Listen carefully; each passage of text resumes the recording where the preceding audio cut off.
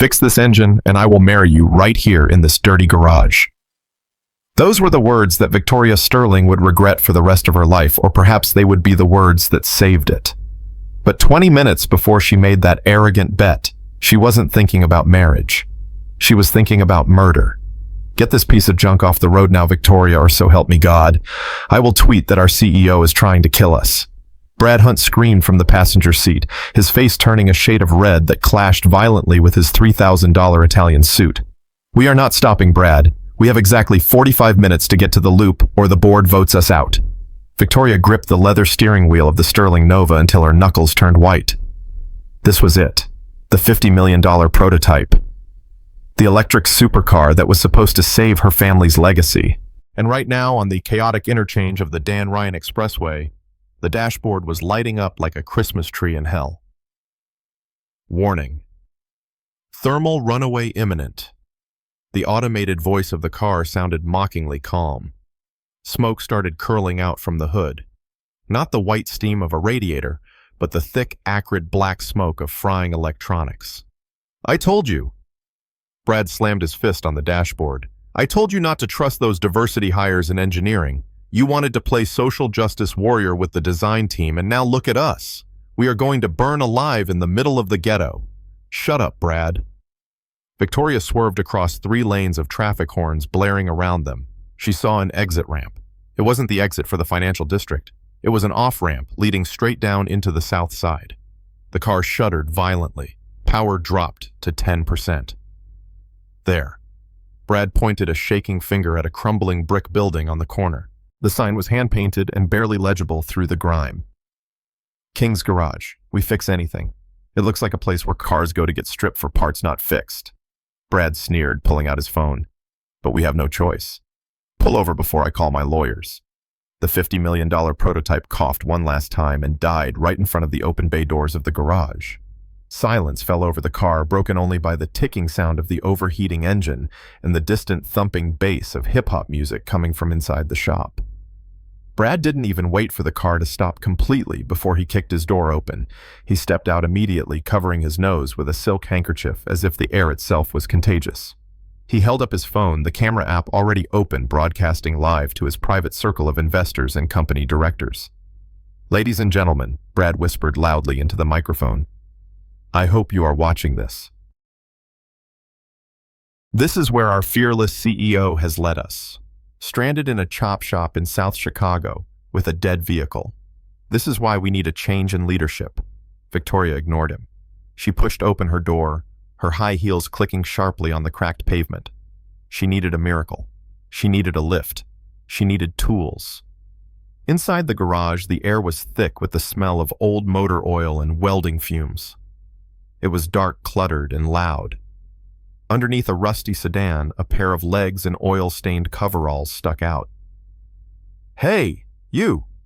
Victoria's voice was sharp, commanding the voice she used to fire executives. "We have an emergency. I need to use your hydraulic lift. Now." The legs didn't move. The rhythmic rat-tat-tat of a pneumatic wrench continued. "Did you hear me?" Victoria stepped closer, her shadow falling over the mechanic's workspace. "I am Victoria Sterling. My car is worth more than this entire city block, and it is overheating. Get up." The wrench stopped. Slowly, the mechanic slid out from under the car on a creeper. Elijah King sat up. He wiped his hands on a rag that was blacker than the floor. He didn't look at the supercar outside. He looked at Victoria. His eyes were calm, dark, and utterly unimpressed. "I am busy," Elijah said, his voice deep and steady. "Busy." Brad laughed, walking into the garage, panning his phone camera around to show the peeling paint and the piles of scrap metal.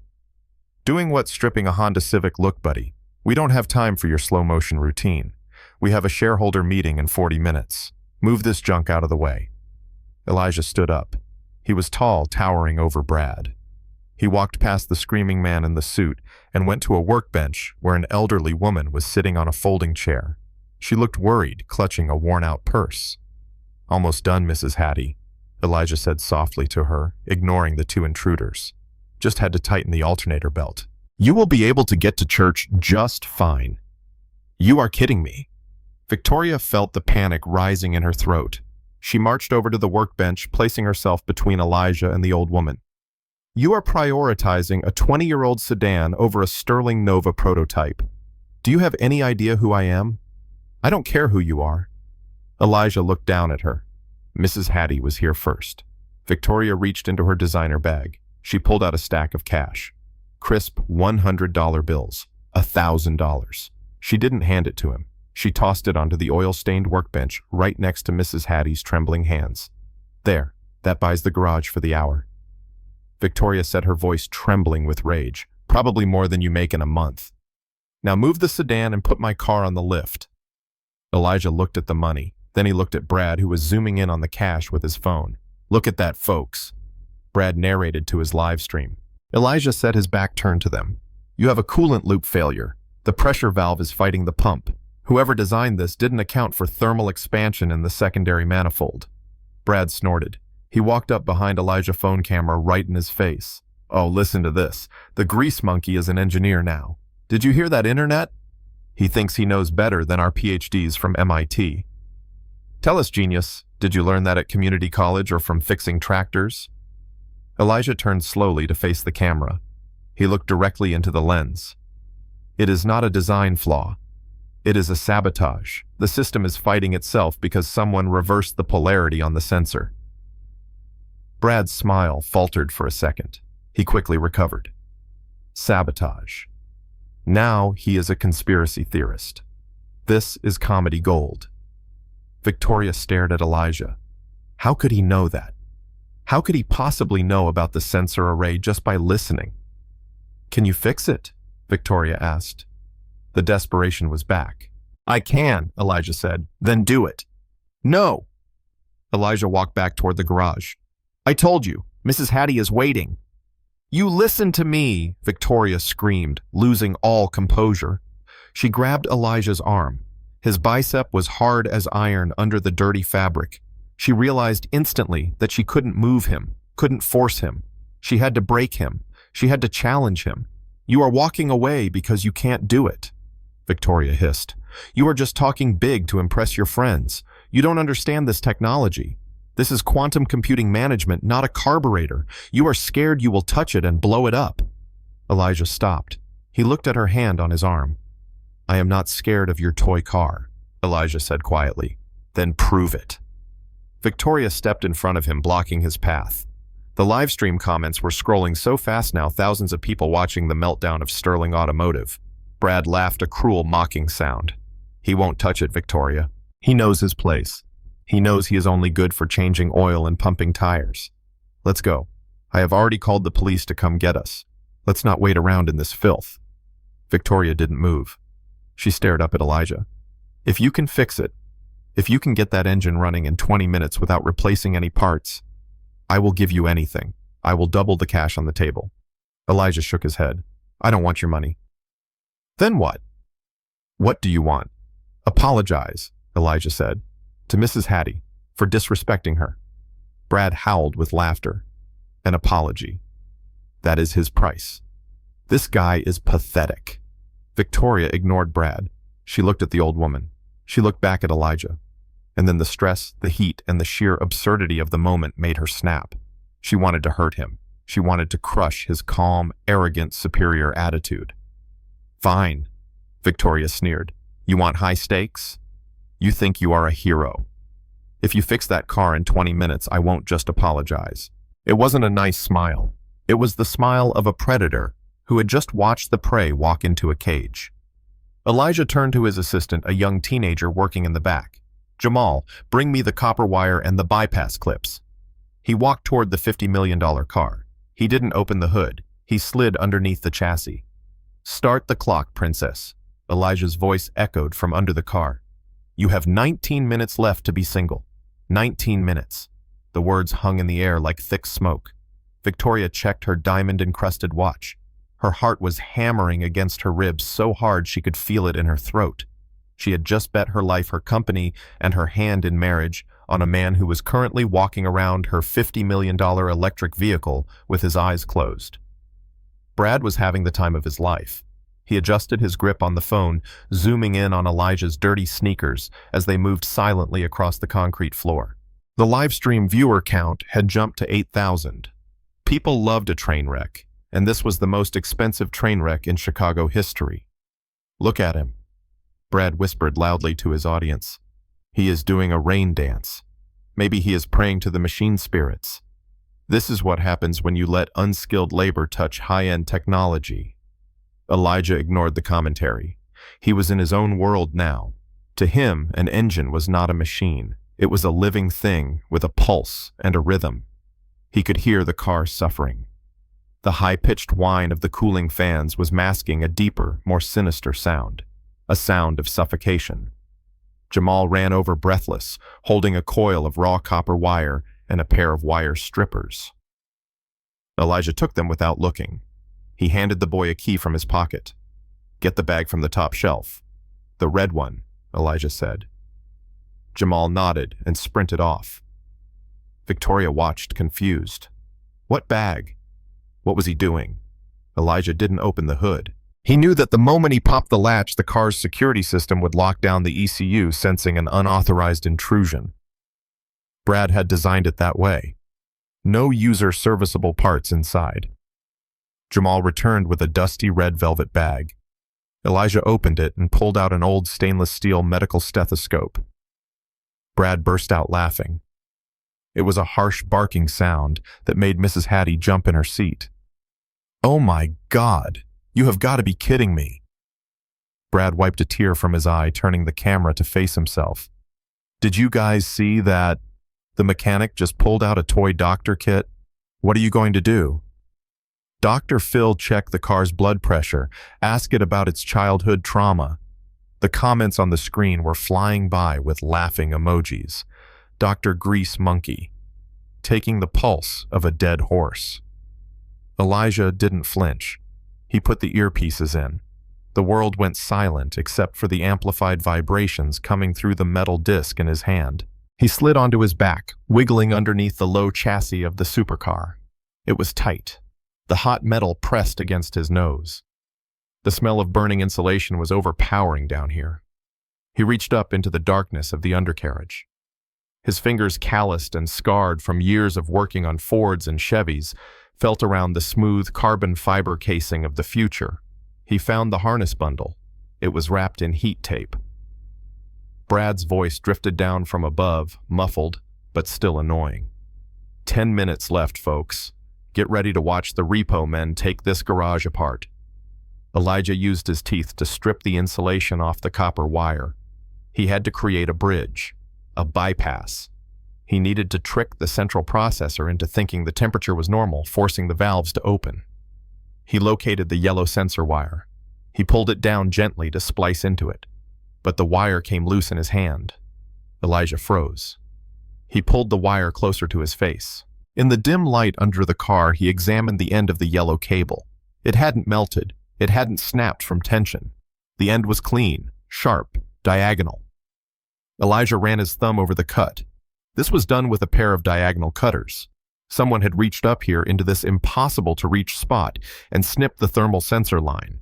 This wasn't an accident, and it wasn't a design flaw. Elijah's eyes narrowed in the darkness. He remembered Brad's smug face. He remembered how Brad had refused to let anyone look at the car on the highway. He quickly twisted the copper wire around the two cut ends of the sensor cable, creating a crude but effective connection. He wrapped it in electrical tape. Above him, the sound of the fans changed. The high-pitched whine dropped to a low, steady hum. The valves opened. The coolant rushed through. The car took a deep breath. Elijah smiled. He had found the problem. And he had found the rat. He slid out from under the car, wiping grease from his cheek. He stood up, towering over Victoria. "Done," Elijah said. Victoria stared at the mechanic. He was wiping his hands on a rag, his face an unreadable mask of calm. He had been under the car for less than 15 minutes. It was impossible. Her entire engineering team, men with PhDs and six-figure salaries, had told her that a thermal runaway was a catastrophic system failure requiring a full engine swap. And this man, this stranger in a grease-stained jumpsuit, claimed he was done before his assistant could even finish drinking a soda. "You are lying," Victoria said, her voice barely a whisper. "You didn't replace anything. I saw you. You just twisted some wires together." Elijah stepped closer to her. He moved with a quiet intensity that made Victoria take a step back, her back hitting the cold metal of her paralyzed supercar. He didn't look at the camera. Diagonal. That wire wasn't torn. It was snipped. Someone with a pair of side cutters crawled under your car, bypassed the skid plate, and cut the line to trigger a false overheating signal. Victoria felt a chill run down her spine that had nothing to do with the Chicago wind. She looked down at the yellow plastic. It was a clean, sharp cut. "You were sabotaged," Elijah said, his dark eyes boring into hers. "This wasn't bad luck. It was an execution." Victoria's breath hitched. Sabotage. Who would do that? Who would risk $50 million in the future of the company just to make her look incompetent? She slowly turned her head. 10 feet away, leaning against a stack of old tires, was Bradford Hunt, her brother-in-law. The man who had been complaining about the car's design for months. The man who had insisted on sitting in the passenger seat today, instead of taking the follow car. Brad wasn't watching them. He wasn't worried about the time. He was typing furiously on his phone, a smirk playing on his lips. Victoria squinted. She couldn't read the screen, but she could read his body language. It was the posture of a man who had already won. He looked relaxed, smug. He looked like he was texting good news to someone, even though they were supposed to be in the middle of a disaster. Elijah followed her gaze. He didn't say anything. He didn't have to. The silence between them confirmed the ugly truth. "He wanted us to fail." Victoria whispered the realization, hitting her like a physical blow. "He wanted the car to die on the highway. That's why he started the live stream so quickly. He wanted the world to see me fail." Elijah nodded once grimly. He turned back to the car. "I bypassed the cut. I tricked the ECU into thinking the loop is open. It is a temporary fix, but it will hold." Brad looked up from his phone, sensing the shift in the atmosphere. He shoved his phone into his pocket and walked over, his camera raised again. "Well," Brad asked, his voice dripping with fake concern. "Are we done playing mechanic?" "The tow truck is 5 minutes away. I just confirmed it. We can still make the meeting if we leave the car here and take an Uber. Of course the car will be stripped by these locals in an hour, but that is the price of doing business in this neighborhood, right?" He laughed, inviting his online audience to join in on the joke. Victoria didn't laugh. She stared at Brad with a new icy clarity. She saw him not as family, but as a parasite. "Get in the car, Brad," Victoria said coldly. Brad blinked. "Excuse me, I said get in the car. We are leaving." Brad rolled his eyes. "Victoria, be realistic. This junk heap isn't going anywhere. You are just going to embarrass yourself further." Elijah opened the driver's side door for Victoria. He gestured for her to sit. "Trust the work," Elijah said to her. He fumbled to catch it before it hit the oily floor, his face pale with shock. "What?" Brad stammered. "How?" "That is impossible. The system was locked." Elijah walked over to the driver's window. He leaned down. The timing was off on the intake fans, too. Elijah said casually to Victoria, "I adjusted the voltage while I was down there. It runs cooler now. You have about 15% more torque than you did when you left the factory." Victoria revved the engine. The sound was musical. It was fierce. The warnings on the dashboard were gone. All the lights were green. She looked at the clock on the dash. 50 minutes. She looked at Elijah. Her heart was racing, but this time it was from adrenaline. "Get in," Victoria said to Elijah. Elijah shook his head. "My job is done." "No." Victoria's eyes were fierce. "You are coming with us. I have a shop to run. You have a deal to honor." Victoria said, her voice cutting through the noise of the engine. "You fixed the engine. We have a contract. And right now I need my partner to make sure this car gets to the loop without any more accidents." She glanced meaningfully at Brad, who was currently staring at the running engine as if he had seen a ghost. Elijah hesitated. He looked at Mrs. Hattie. The old woman gave him a thumbs up. "Go on, baby," Mrs. Hattie yelled over the hum of the electric motor. "Go get your money." Elijah sighed. He wiped his hands one last time on his rag, tossed it into a bin, and walked around to the passenger side. He opened the door and looked at Brad, who was standing there dumbfounded. "You are in the back," Elijah said. Brad sputtered. "Excuse me, I am the COO of this company. I don't sit in the back," Elijah repeated. Brad looked at Victoria. Victoria didn't even look at him. She just revved the engine again, the car lurching forward an inch, threatening to leave him behind. "Fine," Brad screamed. He scrambled into the cramped back seat of the coupe, muttering curses under his breath. Elijah sat in the front passenger seat. He didn't put on a seatbelt immediately. He pulled out his laptop from a bag he had grabbed. "Drive," Elijah said. "I will monitor the temps from here." Victoria shifted the car into sport mode. The tires squealed against the smooth concrete of the garage floor. "Hold on," she said. The Sterling Nova shot out of the garage like a bullet leaving a chamber, leaving a cloud of dust and stunned silence in its wake. They had 50 minutes to cross the entire city of Chicago, and the war was just beginning. The moment the engine roared to life, the atmosphere in the garage shifted instantly. The tension that had held everyone breathless shattered, replaced by the smooth, powerful hum of 12 electric coils synchronizing in perfect harmony. It was the sound of victory. It was the sound of $50 million being saved from the scrap heap.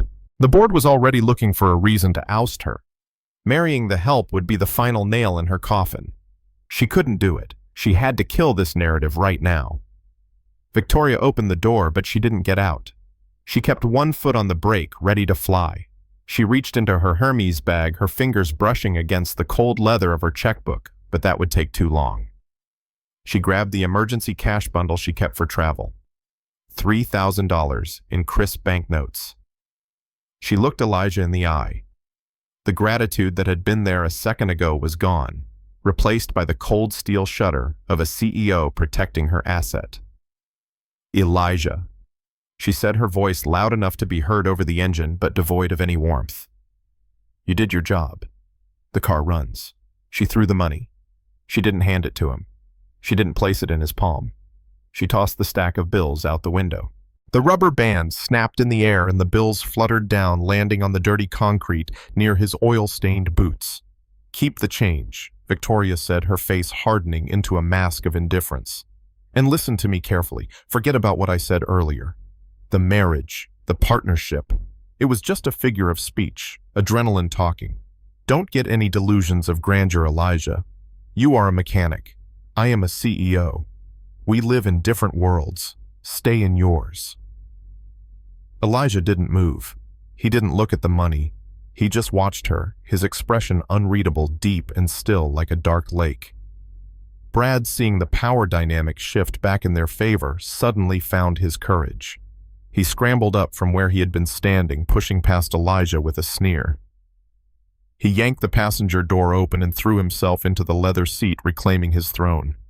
He rolled down the window as he buckled his seatbelt, his face twisting into a triumphant, ugly grin. "You heard the lady," Brad spat, pointing a manicured finger at Elijah. "The deal is off. And let me give you a piece of advice, boy. If you breathe a word about the sensor wire to anyone, if you try to claim you fixed this car with a piece of scrap copper, I will bury you." Brad leaned closer, his voice dropping to a venomous hiss. "I will tell the police you sabotaged it yourself to extort us. I will say you held us hostage. Who do you think they will believe, the executive in the suit or the grease monkey in the hood? I will have this garage condemned and you in a cell before the sun goes down. So keep your mouth shut and enjoy the cash." Brad slammed the door. The sound echoed like a gunshot in the confined space. "Drive," Brad yelled at Victoria. "Go." Before he tries something. Victoria didn't look at Elijah again. She couldn't. Shame was a cold feeling in her chest, but survival was stronger. She shifted the car into gear. He didn't look angry. He didn't look defeated. He looked at the face of Benjamin Franklin on the bill, and then he smiled. It was a cold, sharp smile. He turned around and walked toward the back office, his steps heavy and deliberate. "Jamal," Elijah called out. His voice was calm, terrifyingly calm. A skinny teenager with glasses and a hoodie emerged from the back room. He was holding a tablet, his eyes wide with excitement.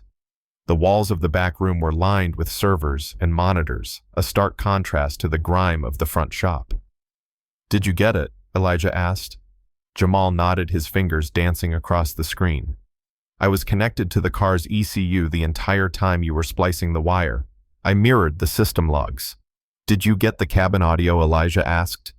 Jamal grinned. "Crystal clear. I got everything. The threat, the bet, the admission of sabotage. And I grabbed the GPS history too. It shows exactly where the car was parked when the wire was cut. It matches the geolocation of Brad's phone, which I also pinged while he was busy live streaming." Elijah nodded. "Good." He walked over to the main server desk. On the screen, a live feed of the upcoming Sterling Automotive press conference was playing. The stage was set. The lights were bright. The world was waiting for Victoria Sterling to unveil her masterpiece. "She thinks she bought my silence for $3,000, Elijah said quietly. "She thinks she can use my work, steal my dignity, and drive away." He looked at Jamal. "Are they connected to the main presentation screen at the expo center?" "Yes, boss," Jamal said. "Their security is a joke. I have a back door into the main projector." Elijah placed his hand on the boy's shoulder. "Send it," Elijah commanded. "Send what? The audio? Everything." Elijah set his eyes hard as flint. "Send the dashcam footage. Send the audio recording of the bet. Send the diagnostic logs showing the cut wire. And send the patent documents for the cooling system they are stealing." He looked at the digital clock on the wall. The press conference was starting in 40 minutes. Put it on a timer. Set it to play exactly when she walks onto the stage. "I want the whole world to see who really fixed that car. And I want them to see exactly who tried to kill it." Jamal hit the enter key. A progress bar flashed green on the screen. "Upload complete." Elijah turned back to the front of the garage. He picked up the rest of the money from the floor. "Mrs. Hattie," Elijah called out. "Yes, baby," the old woman answered. "Take this." Elijah handed her the entire stack of cash. "Go buy yourself the nicest dinner in Chicago, and maybe buy a new hat for church." "But what about you?" Mrs. Hattie asked, clutching the money. "Where are you going?" Elijah walked over to a locker in the corner. He pulled out a clean black suit jacket. He dusted off his sneakers. "I have a wedding to attend." Just 60 minutes ago, she had been standing in a pool of oil in South Chicago, bargaining for her life. Now she was surrounded by the scent of expensive cologne and the hum of anticipation. Brad Hunt was already out there. He moved through the VIP section like a shark swimming through a school of tuna. He gripped the shoulders of the board members, leaning in close, whispering his poison into their ears. Victoria could see the body language of the chairman of the board. He was nodding gravely, looking from Brad to the empty stage with concern. Victoria knew exactly what Brad was saying. He was rewriting history in real time. She could practically hear the words. She almost blew it. She panicked on the highway. "I had to step in and take control. She is unstable, but don't worry, I saved the asset." He was painting himself as the steady hand at the wheel, and her as the hysterical woman who needed a man to save her from herself. "Ladies and gentlemen," the announcer's voice boomed, "the CEO of Sterling Automotive, Victoria Sterling." Victoria stepped into the blinding white spotlight. The applause was polite, but the energy in the room was skeptical. She walked to the podium, her heels clicking on the glass floor. She looked out at the sea of suits. These men held the fate of her family's legacy in their hands. If the stock price dropped below $10 today, the bank would foreclose on everything. She took a deep breath. She had to sell the dream. "Welcome," she said, her voice steady despite the nausea churning in her stomach. "What you see before you is not just a car. It is a revolution in thermal management." She pointed at the screen behind her, which displayed complex 3D schematics of the engine. "Our competitors rely on passive cooling." Victoria recited the script, the words tasting like ash in her mouth. "But the Sterling Nova utilizes a proprietary quantum cooling system. It actively predicts heat spikes before they happen, ensuring the battery never exceeds optimal operating temperatures." She felt like a fraud. Quantum cooling system. It sounded so sophisticated. But she knew the truth. The system wasn't quantum. It was a bypassed sensor loop, fixed by a mechanic named Elijah who used a pair of wire strippers and a piece of trash. She was lying to the richest people in America, and she was doing it to save the company that Brad was trying to steal. The presentation ended, and the house lights came up for the Q&A session. This was the dangerous part. A hand shot up in the front row. It was Marcus Thorne, a senior analyst from Goldman Sachs. He was known as the Grim Reaper of the automotive industry. If he liked you, you got funding. If he didn't, you went bankrupt. Ms. Sterling Thorne said, remaining seated. We have been monitoring social media trends. What you saw on social media was actually a controlled stress test. We deliberately induced a software fault to demonstrate our remote diagnostic capabilities. The crowd murmured, a controlled test. It sounded plausible. Brad continued cutting off any chance for Victoria to speak. It wasn't a mechanical failure. It was a single line of code. My elite engineering team in Silicon Valley identified the glitch and patched it remotely via satellite uplink in under 10 minutes. No human hands touched that engine. That is the power of the Sterling network. We fixed it from 2,000 miles away. Victoria stared at him. It was a masterpiece of a lie. He had erased Elijah completely. He had erased the dirty garage, the old woman, and the copper wire. He had turned a disaster into a feature. And he had taken credit for a miracle he didn't perform. Thorne nodded, seemingly impressed.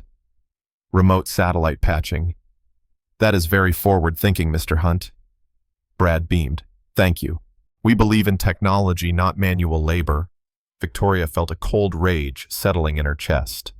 By staying silent, she was becoming his accomplice. She was letting him erase the man who had actually saved them. She looked down at her hands. They were clean manicured and empty. Elijah's hands had been covered in oil and scars. She looked at the screen behind her. It was still showing the fake schematic. Any other questions Brad asked, owning the stage now. Victoria realized she had been relegated to a prop. Brad was the CEO in waiting. She was just the face on the poster soon to be replaced. She had survived the breakdown on the highway only to be run over in the boardroom. Brad was basking in the glow of his own fabrication. He raised a hand to acknowledge the polite applause from the front row, his smile tight and practiced. He looked like the savior of Sterling Automotive, the man who tamed technology with a single phone call to Silicon Valley. Victoria stood a few feet away, frozen in the spotlight, feeling the weight of the lie settling on her shoulders like a lead blanket. She watched the investors nodding, watched Marcus Thorne making notes on his iPad, and knew that the history of her company was being rewritten by a snake in a $3,000 suit. But then the light changed. The massive LED screen behind them, which had been displaying the calming blue schematic of the quantum cooling system, suddenly violently flickered. It didn't just fade to black. It tore apart with a harsh digital screech that made half the room wince and cover their ears. The pristine 3D graphics dissolved into static. Brad turned around, confused. Technical difficulties, Brad joked into the microphone, his laugh nervous. It seems our presentation is as powerful as our engine. Can we get the slide back up, please? The slide did not come back up. Instead, the static cleared to reveal a grainy, high-contrast video feed. He reached up into the wheel well. The camera's microphone picked up the grunt of exertion, and then a distinct, sharp snap. Snip. The Brad on the screen stood up, brushed the dirt off his knees, and hid the cutters back in his pocket. He pulled out his phone and smiled. In the auditorium, the real Brad Hunt stumbled back from the podium as if he had been physically struck. He looked tiny against the 60-foot image of his own crime. "Turn it off!" Brad screamed, his voice cracking. "Cut the feed. We are being hacked." But the video didn't stop. It jumped forward. The timestamp changed to 8:30 a.m. The interior of a dark, cluttered garage. The audio was crystal clear now. It boomed through the concert hall speakers, echoing off the walls. "Get this piece of junk off the road now, Victoria, or so help me. God, I will tweet that our CEO is trying to kill us." The investors watched in horror as the on-screen Brad berated Victoria. They heard the sneer in his voice. They heard him call the mechanics diversity hires. They heard the raw, unfiltered racism that he usually kept hidden behind closed doors. Then came the moment that made the entire room lean forward. The camera angle switched. It was now showing the dashboard view, looking out at Elijah. He was standing there calm and dignified in his dirty coveralls. "I will bury you," the recorded voice of Brad hissed. "I will tell the police you sabotaged it yourself. Who do you think they will believe, the executive in the suit or the grease monkey in the hood?" The murmur in the crowd turned into a roar. Chairs scraped against the floor as journalists jumped up, their cameras flashing rapidly. This wasn't just a technical glitch. This was a corporate execution. Marcus Thorne, the analyst from Goldman Sachs, stood up slowly. He wasn't looking at the screen anymore. He was looking at Brad with an expression of pure disgust. To the side of the stage, the livestock ticker for Sterling Automotive, which had been holding steady, suddenly flashed red. A sell-off had begun. The algorithm had reacted to the chaos before the humans could. "No," Brad yelled, running toward the tech booth at the side of the stage, waving his arms frantically. "This is a deepfake. It is AI generated. That is not me. They are using voice synthesis. Don't believe your eyes." He looked unhinged. Sweat was pouring down his forehead, ruining his stage makeup. But the video wasn't done. It had one final dagger to twist. The screen showed Victoria desperate and cornered in the garage. Her voice rang out clear and desperate.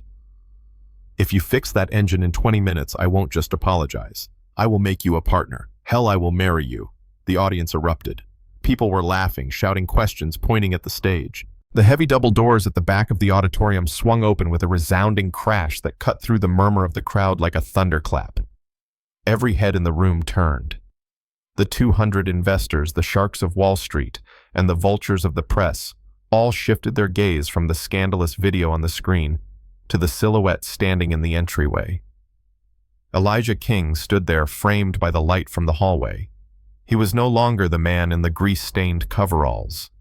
He was wearing a black suit that fit his broad shoulders as if it had been tailored in Milan. The fabric was dark and matte, absorbing the light rather than reflecting it. His white shirt was crisp, unbuttoned at the collar, exposing a strong neck and the quiet confidence of a man who didn't need a tie to command respect.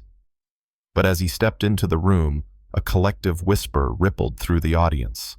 They looked down at his feet. He was not wearing dress shoes. He was wearing the same oil-stained, scuffed-up high-top sneakers he had worn in the garage. It was a deliberate choice, a statement, a collision of two worlds. Elijah began to walk down the center aisle. He didn't rush. His stride was long, measured, and terrifyingly calm. The security guards stationed at the back of the room exchanged nervous glances. They were trained to stop intruders, but something about the way Elijah moved made them hesitate. He didn't walk like a trespasser. He walked like a landlord coming to inspect his property. The sound of his rubber soles squeaking faintly against the polished marble floor echoed in the silence.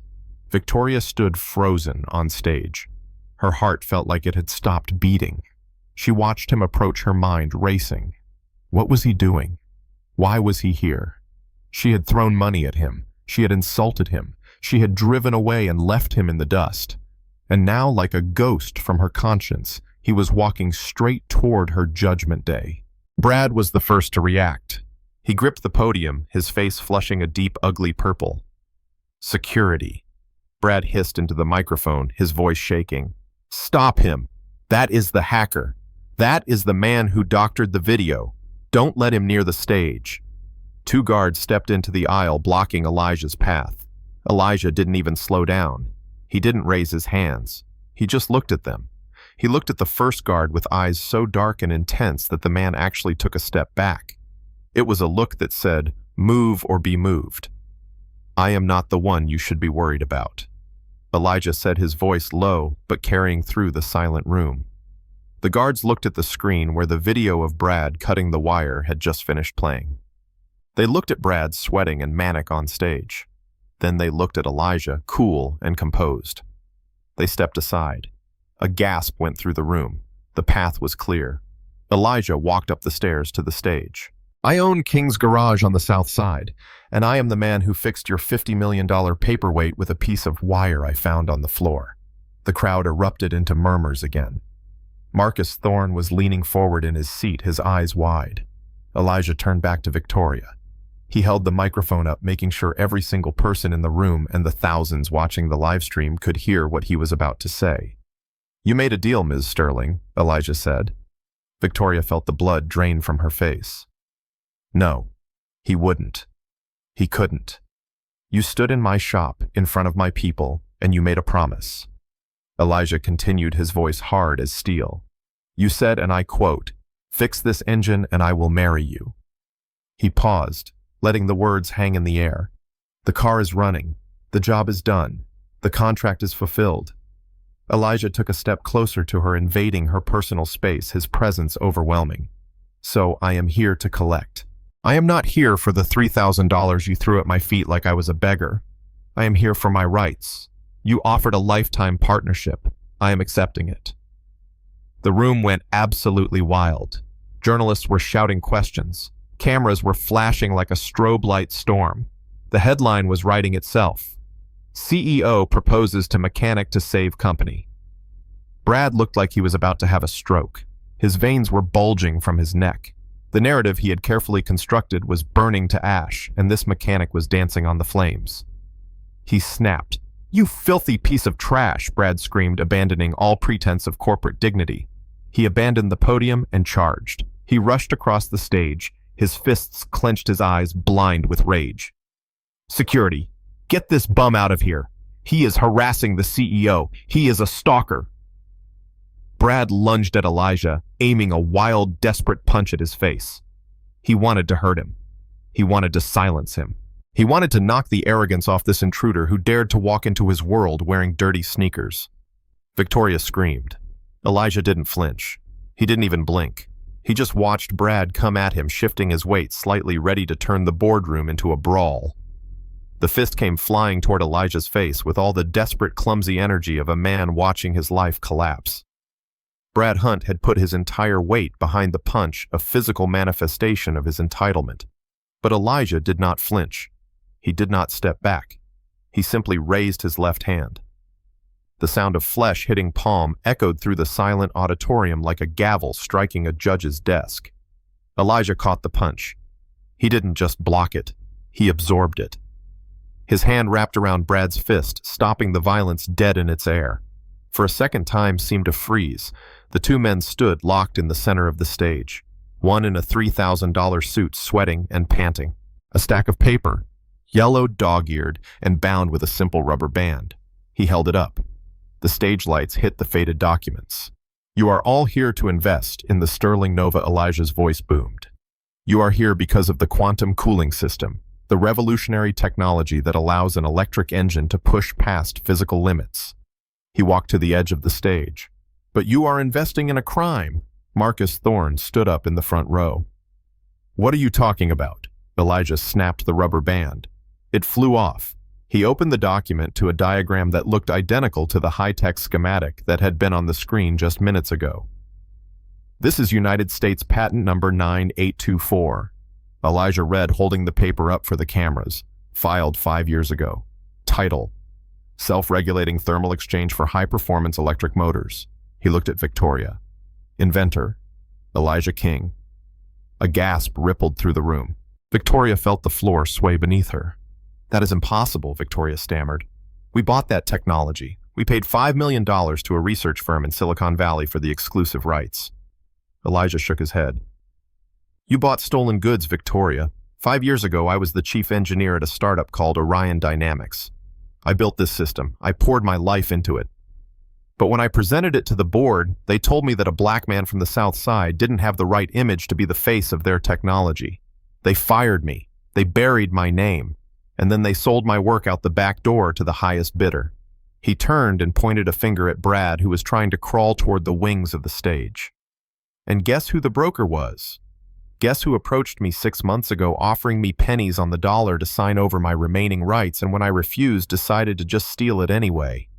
Victoria looked at Brad. The realization hit her like a physical blow. Brad hadn't just sabotaged the car today. He had sabotaged the very foundation of her company. He had brokered a deal for stolen technology, knowing that if the truth ever came out, Sterling Motors would be liable for billions in damages. He had set her up to fail from the very beginning so he could pick up the pieces.